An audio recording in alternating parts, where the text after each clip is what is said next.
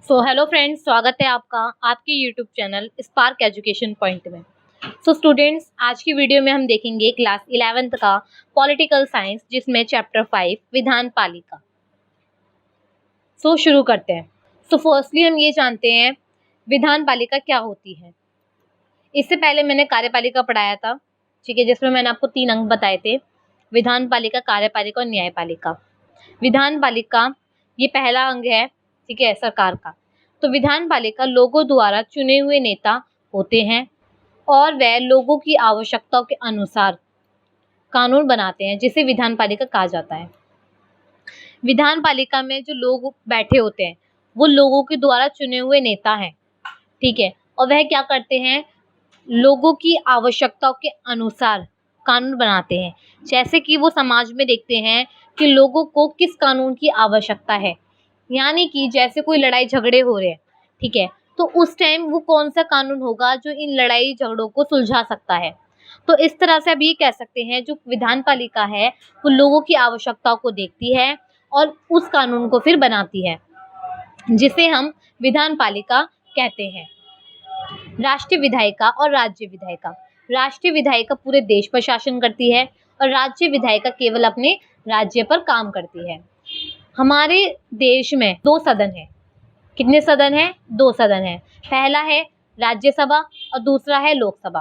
राज्यसभा में क्या होता है, संसद का उच्च सदन है और इसके जो चुनाव होते हैं वो अप्रत्यक्ष होते हैं। ठीक, कैसे होते हैं? अप्रत्यक्ष, यानी कि इनडायरेक्ट। राज्यसभा में जो सदस्य होते हैं वो टोटल कितने होते हैं? 250, ठीक है, यानी कि 250, 250। 238 राज्य केंद्र शासित प्रदेश के एमएलए द्वारा चुने जाते हैं। जो राज्य होता है उसमें जो एमएलए होते हैं, तो 238 जो सदस्य होते हैं वो एमएलए के द्वारा चुने जाते हैं और 12 जो सदस्य होते हैं वो राष्ट्रपति के द्वारा चुने जाते हैं। तो 238 और 12 तो कितने हो गए आपके? ये 250, यानी कि 250 हो गए। तो जो राज्यसभा में जो टोटल सदस्य होते हैं वो आपके 250 होते हैं। राज्यसभा का जो कार्यकाल होता है वो केवल 6 वर्ष के लिए होता है। प्रत्येक 2 वर्ष बाद राज्यसभा के 1/3 सदस्य सेवानिवृत्त हो जाते हैं, यानी कि जो 2 वर्ष के बाद राज्यसभा में 1/3 जो सदस्य होते हैं वो क्या हो जाते हैं? सेवानिवृत्त हो जाते हैं, यानी कि 1/3 जो सदस्य हो जाते हैं वो हट जाते हैं। किसमें से? राज्यसभा में से।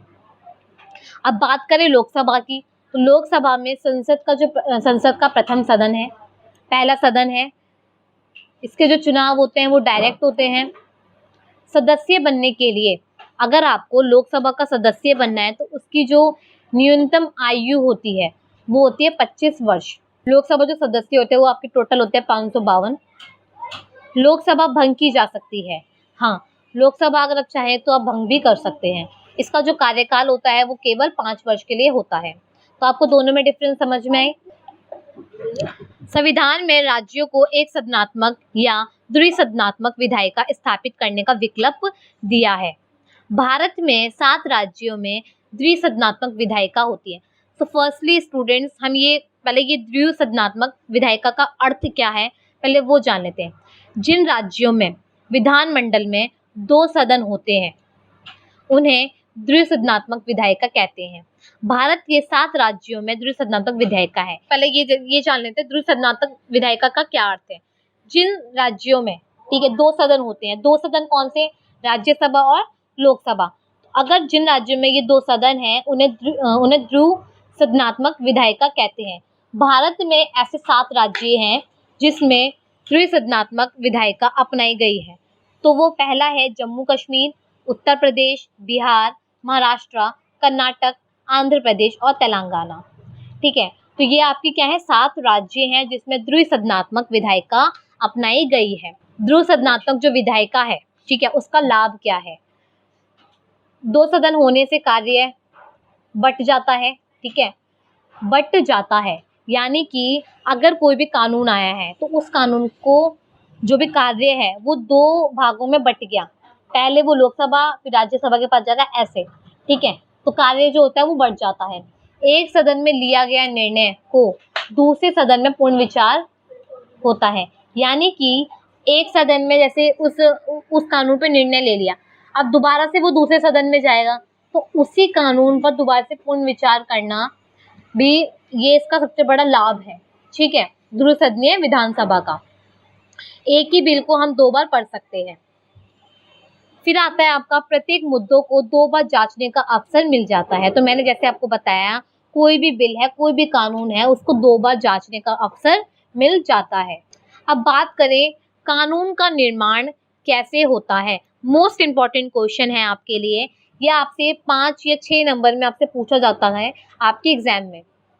तो कानून का निर्माण कैसे होता है? कानून का निर्माण में कई अवस्थाओं से गुजरना पड़ता है। अवस्थाओं यानी कि इसके मतलब कुछ स्टेप्स होते हैं या फिर कुछ प्रोसेस होते हैं जिससे उनको गुजरना पड़ता है। तो कानून बनाने से पहले इसका प्रारूप लाया जाता है जिसे विधेयक कहते हैं।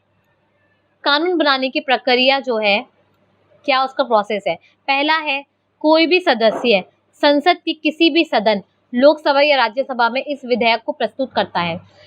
विधान पालिका ने जो भी कानून बनाया है, पहले उसे दोनों सदनों में भेजा जाएगा। ठीक है, विधान पालिका चाहे तो उसे लोकसभा में पहले भेज दे या फिर राज्यसभा में पहले भेज दे, वो उसके ऊपर डिपेंड करता है।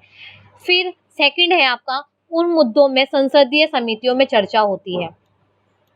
फिर वो जो कानून है उससे रिलेटेड उन दोनों ही सदनों में डिबेट होती है। ठीक है, लोकसभा में अपनी अलग एक मीटिंग बिठाई जाएगी, उस कानून से रिलेटेड पूछा जाएगा। फिर राज्यसभा के पास जब जाएगा वो बिल, फिर उसमें ही दोबारा से पूर्ण विचार किया जाएगा, वो अपनी मीटिंग बुलाएगा। ठीक है, तो इस तरह से उन मुद्दों पर क्या होती है, चर्चा होती है। थर्ड चरण आता है, इस चरण में विधायिका पर मतदान होता है। अगर उस सदन में पास हुआ तो दूसरे सदन में भेजा जाता है। दूसरे सदन में भी यही प्रक्रिया होती है।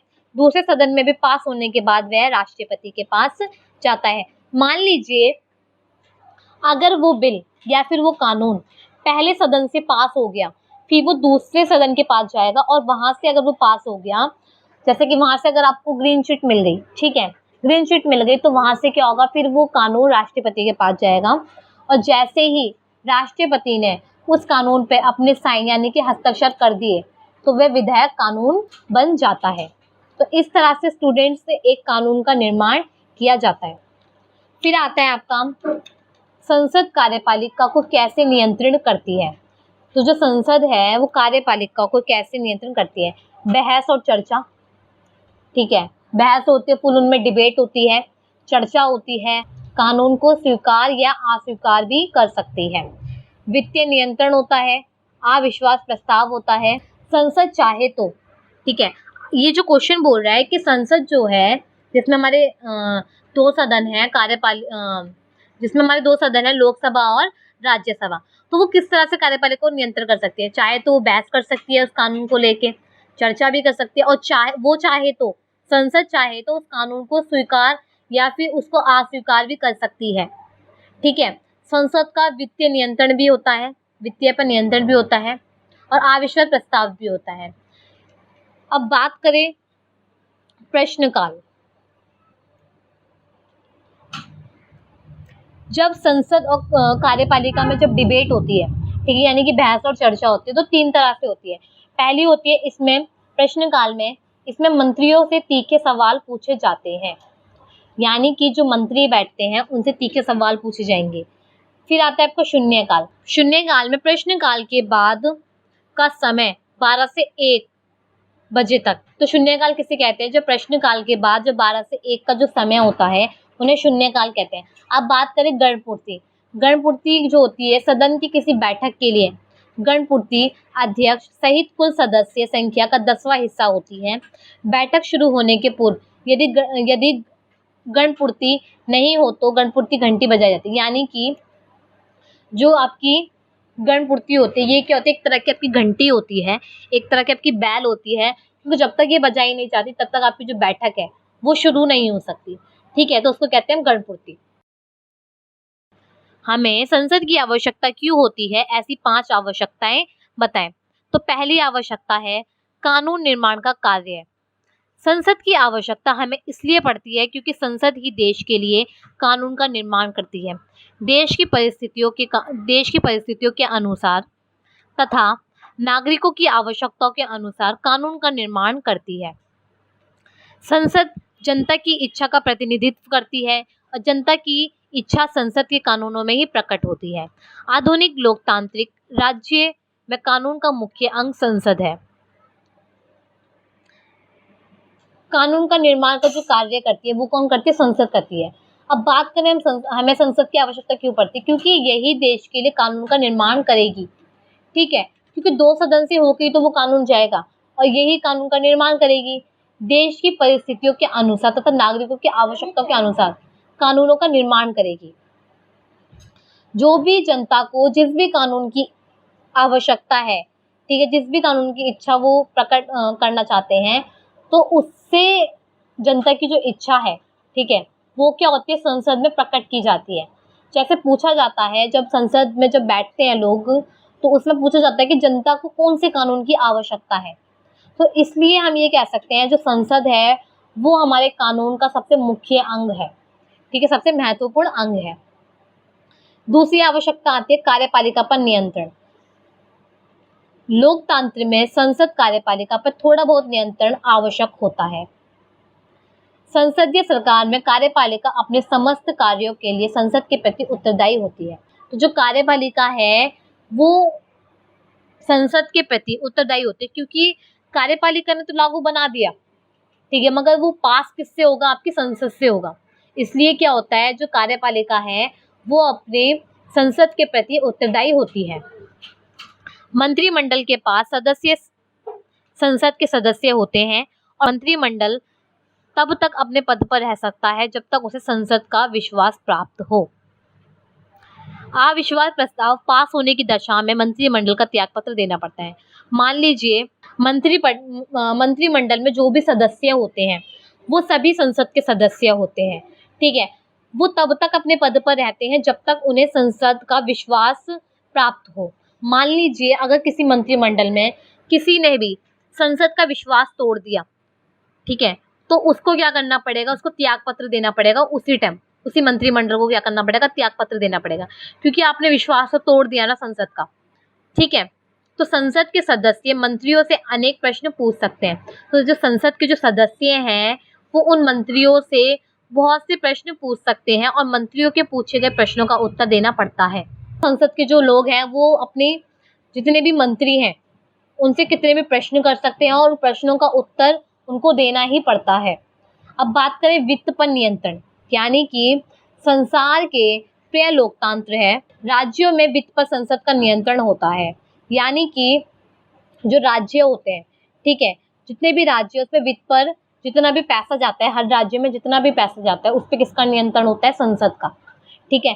संसद अपने अकॉर्डिंग जैसे किसी राज्य में एजुकेशन के लिए पैसे चाहिए तो वो कौन देगी? संसद देगी, ठीक है। पहले संसद उसका पूरा बिल बनाएगी कि कितने पैसे कहाँ जाने, किस राज्य के पास कितने पैसे जाने। तो इस तरह से हम ये कह सकते हैं जो वित्त पर जो नियंत्रण होता है वो किसका होता है? संसद का होता है। कार्यपालिका संसद की अनुमति के बिना एक पैसा खर्च नहीं कर सकती। कार्यपालिका जो है वो संसद की अनुमति के बिना एक भी पैसा खर्च नहीं कर सकती। संसद प्रतिवर्ष बजट पास करती है। टैक्स लगाना, टैक्सों में संशोधन करना तथा कार्यों को समाप्त करना संसद का ही कार्य होता है। तो एक तरह से जो वित्त पर जो कंट्रोल है वो किसका है? संसद का। कार्यपालिका भी उनसे बिना पूछे कोई भी पैसा खर्च नहीं कर सकती और हर साल संसद एक बजट बनाती है कि मतलब पिछले वर्ष में हमारा कितना पैसे खर्च हुए, कितना टैक्स लगा, ठीक है, कितना मतलब कार्यों में कितना पैसा लगा। तो वो जो सब कुछ बजट होता है वो किसके पास होता है? संसद के पास होता है। ओके, फोर्थ आ जाता है आपका चुनाव संबंधी कार्य। भारतवर्ष में राष्ट्रपति का जो चुनाव होता है संसद के दोनों सदनों के चुने हुए तथा प्रांतों के विधानसभाओं के सदस्य मिलकर करते हैं। उपराष्ट्रपति का चुनाव संसद के दोनों सदन मिलकर करते हैं। तो राष्ट्रपति का चुनाव किसके द्वारा होता है? जनता द्वारा चुने हुए प्रतिनिधि विधानसभाओं के सदस्य मिलकर करते हैं, ठीक है। और उपराष्ट्रपति का जो चुनाव होता है वो दोनों सदनों से मिलकर किया जाता है। जो चुनाव संबंधी जो कार्य होते हैं वो भी कौन करते हैं? संसद ही करती है। जैसा मैंने आपको बताया, अगर हमें राष्ट्रपति चुनना है तो वो कौन करेगी? उसकी जो तैयारी करेगी वो कौन करेगी? संसद करेगी। अगर हमें उपराष्ट्रपति चुनना है तो वो कौन चुनेगी? सदन चुनेगा। अब बात करें विदेश नीति पर नियंत्रण। विदेश नीति पर नियंत्रण। पहले पढ़ लेते हैं इसके बारे में। संसद राज्य के अंतर्राष्ट्रीय संबंधों की देखभाल भी करती है। मंत्रिमंडल को अपनी विदेश नीति संसद से पास करानी होती है। गणतंत्रात्मक राज्यों में कोई भी युद्ध या संधि उस समय तक नहीं की जा सकती जब तक संसद की उस विषय में राय ना ली जाए। यानी कि अगर जो विदेश नीति होती है, ठीक है, तो वो क्या होती है, संसद पर उसका नियंत्रण होता है। संसद को किससे अपने मतलब संबंध बनाने हैं, ठीक है। मान लीजिए अगर किसी दूसरे देश ने हमारे देश पर आक्रमण कर दिया, यानी कि हमला बोल दिया, तो उस टाइम क्या होगा, हमें संसद से राय लेनी पड़ेगी।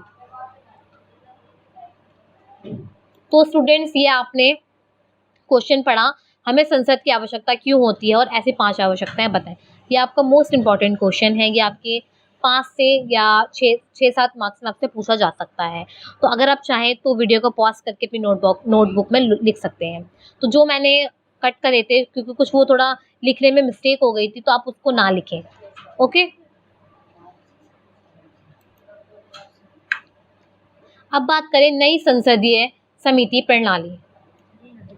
संसदीय समिति व्यवस्था से संसद के विधायी कार्यों के मूल्यांकन तथा देखरेख पर सकारात्मक असर पड़ता है।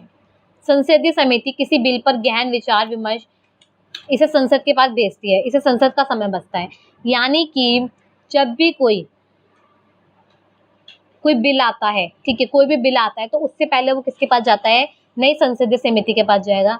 फिर उससे पास होके वो किसके पास जाएगा, संसद के पास भेजेंगे। क्योंकि पहले तो जो नई संसदीय है, पहले वो उस पर वाद विवाद करेगी, यानी कि बातचीत करेगी। फिर वहां से पास हो गया, फिर वो संसद के पास जाएगा। क्योंकि इससे क्या होगा, संसद का समय भी बचता है। संसद होने के कारण कोई भी बिल जल्दबाजी में पास नहीं किया जा सकता, जो कि लोकतंत्र में जरूरी है। संसद होना बहुत ही जरूरी है। इससे क्या होगा, कोई भी बिल, कोई भी कानून जल्दबाजी में पास नहीं हो सकता। संसद का कार्यभार कम हो जाता है। तो संसदीय समिति से क्या होता है, जो संसद का जो कार्य होता है वो कम हो जाता है। समितियों के जरिए संसद का जो सुझाव, समितियों के जरिए क्या होता है, उस बिल से रिलेटेड उनको सुझाव भी मिल जाता है। सो स्टूडेंट्स, आज आपने पढ़ा क्लास 11th का पॉलिटिकल साइंस, जिसमें चैप्टर 5 आपने पढ़ा विधायिका। सो स्टूडेंट्स, अगर आपको मेरा ये वीडियो पसंद आया हो तो वीडियो को do like, share and comment करें। और हाँ, अगर आप मेरे चैनल पे नए हैं या फिर मेरी वीडियो को फर्स्ट टाइम देख रहे हैं तो चैनल को सब्सक्राइब करें और बेल आइकन को बजाना ना भूलें।